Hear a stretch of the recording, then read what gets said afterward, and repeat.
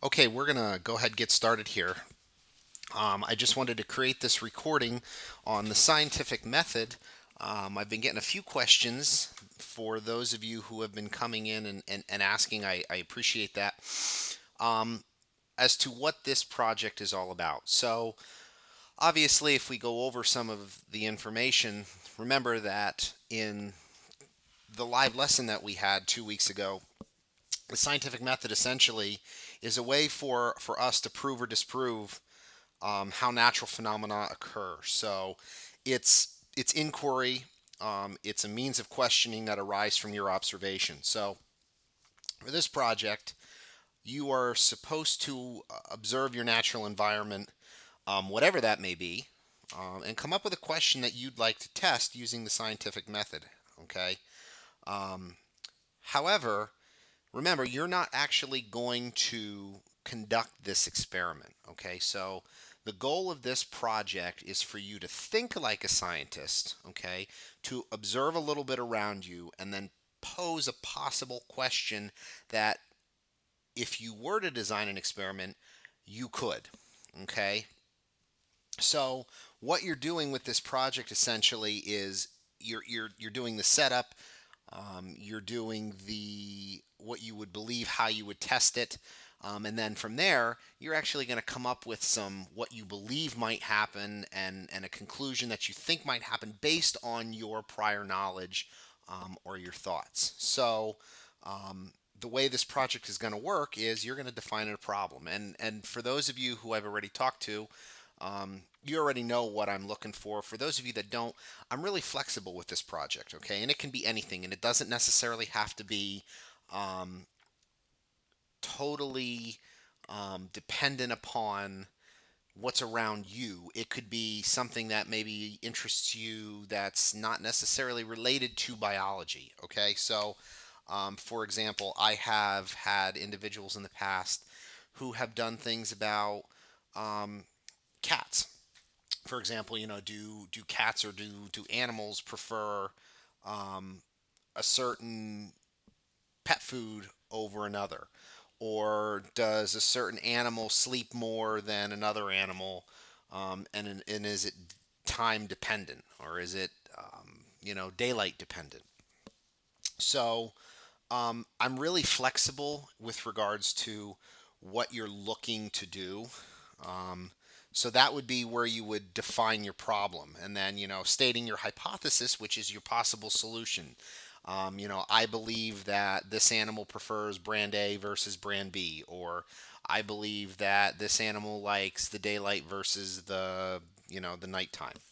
Whatever the case may be. Okay, so that's stating your hypothesis. Describing your experiment. So this is where the last two questions of this project, where we get really, really detailed with regards to what I'm looking for. Now, and this is also the part where I stress that you're not actually running the experiment. Okay, you're going to describe to me in as much detail, and you can do it either in bullet points or you can do it in a paragraph and sentence form. It's entirely up to you. How would you set up this experiment if you were doing it, if you actually were doing it to collect the data? Okay, and remember, you need to think like a scientist here in that, okay, you need to make sure that you're only manipulating one variable at a time, and how you're collecting data, okay, what materials you might need, okay, and the list does not have to be exhaustive, but it has to be enough that it would be able to tell me the basics of your experiment, okay. And I stress this because these are the types of questions that you would most likely encounter on a Keystone exam. Okay. The Keystone, especially the open ended questions, really ask you to process at a high dimension of knowledge level, whereby you have to synthesize the information you have learned in order to put together a cohesive um, paragraph, or a cohesive writing structure. So when you're describing it to me, make sure you're describing it to me in as much detail as you can, okay? And then finally, at the end, where it says, write me a paragraph or two that describes your results. Again, because you're not running this experiment, you're essentially giving me your best guess as to what would happen. It doesn't mean it has to happen, but based on what you believe. Okay, for example, if we're talking about, an animal that likes one food or another, I believe this animal likes this food over the other because the data in my experiment showed that, you know, X, Y, and Z happened. Okay, so that's what you're telling me in there. You're stating your conclusion, and you're using the results that you believe that you might have obtained in the experiment to draw that conclusion. Okay, I'm not looking to see if it's valid or not. I'm just looking to say, can you compose um, a conclusion and argue the results logically? Okay, so this is the project essentially. This is what I'll be looking for, and again here, you're going to be using those. You're going to be using those steps with the idea in mind. Remember that you're not actually conducting this experiment. You're not going to use any materials. You're just coming up with essentially a fictitious experiment so that I can see if you understand the process. Okay, so that's the outline for this project. That's what we're looking for.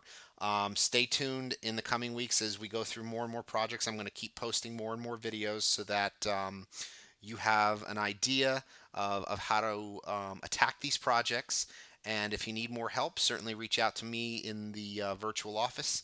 And these videos will be posted usually within 24 hours once they get converted. So sometime tomorrow, these should be available to you. Um, I look forward to working with you. If you have any questions, certainly stop in and have a great week.